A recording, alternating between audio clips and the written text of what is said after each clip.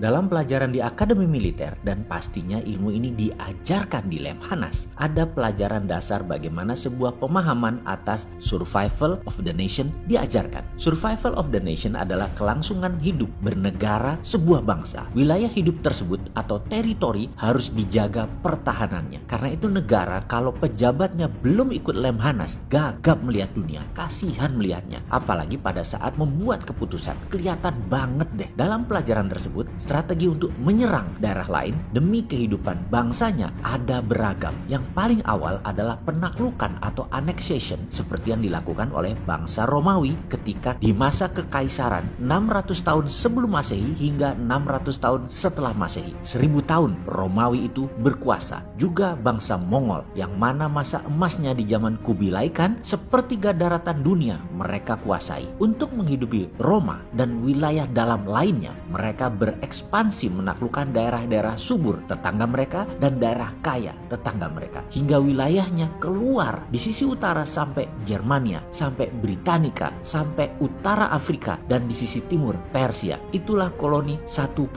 annexation, penggabungan wilayah. Lalu kolonialisasi zaman revolusi industri dengan hanya mengambil kekayaan alamnya dan menguasai hukum di wilayah jajahan. Manusia asli pribumi di sana ditindas. Itulah disebut kolonialisasi versi 2.0. Oke, saya lompati ya. Kalau mau tahu detailnya ikut Lemhanas. Makanya pejabat kalau belum ikut sekolah kepemimpinan, jangan buat keputusan macam-macam deh. Pasti keputusannya bukan buat rakyat, tapi buat kepentingan sendiri atau temennya oligarki atau kaum globalis. Dan ada hal yang paling parah ketika pejabatnya tidak sadar atau tidak mengenal akan kolonialisasi 5.0 yang dilakukan oleh Tiongkok. Bueng! Gong dipukul. Asal saya ngomong Tiongkok, pasti ada yang mulai otaknya bilang rasis lah, nggak paham bernegara karena Tiongkok kan cuma negara investor nomor 4 di bawah Singapura invest di Indonesianya. Loh, kok ada pejabat ngomong seperti itu sih?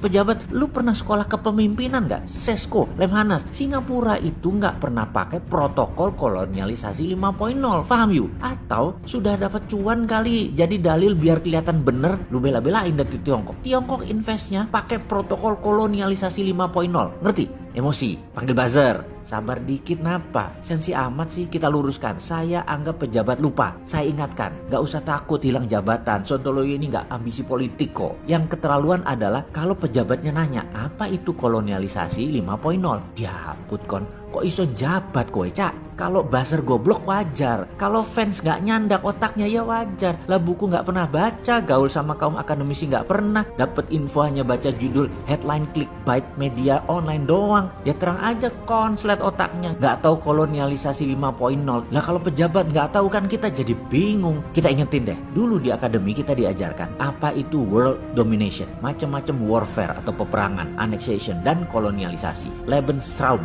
wilayah hidup, national interest, nation threat, survival of the nation, dan banyak lagi masalah kenegaraan. Betul ya? Bahkan strategi Bung Karno ambil Papua dari Belanda di awal tahun 60-an, melobi PBB, melobi Amerika, mengadu USSR hingga Indonesia dapat pesawat MiG, hingga kekuatan Indonesia di selatan Katulistiwa menjadi negara paling powerful di South Hemisphere adalah lobby politik tingkat dunia yang jadi acuan pelajaran di sekolah para menteri luar negeri. Amerika dibuat gentar, Commonwealth country dibuat gentar dengan kekuatan tawar yang tinggi. Belanda akhirnya menyerahkan balik Papua masuk ke Indonesia. Begitu juga cara Pak Harto melakukan hal yang sama dengan Timur Timur. Strategi itu kelas dunia. Di akademi banyak negara hal ini dipelajari dan diajarkan. Namun sayang, ilmu beginian sekarang pejabatnya banyak yang gak paham akan ilmu kelas dunia pemimpin-pemimpin kita terdahulu. Apalagi sejarah kolonialisasi 5.0 yang diajari di Akademi Militer Kenamaan di Baltimore misalnya, yang mengacu pada sejarah bersatunya Nusantara di bawah Panji Majapahit. Inilah awal sejarah dunia yang membuat dunia tersentak. Indonesia sesungguhnya ditakdirkan dari awal adalah menjadi global player karena sejak 5 abad yang lalu sudah pakai strategi kolonialisasi 5.0. Padahal Eropa saja di periode yang sama masih memakai kolonialisasi 2.0. Apa itu strateginya Gajah Mada yang dilakukan lebih dari 500 tahun yang lalu yang ternyata menjadi acuan dasar di Akademi Militer di Amerika? Asal muasal kolonialisasi 5.0 yang protokolnya dipakai Tiongkok sejak tahun 2009. Bentar, saya ngurut dada sebentar. Ini pejabat paham gak bagian beginian? Masih komen gak ada perang di zaman modern? Hati-hati.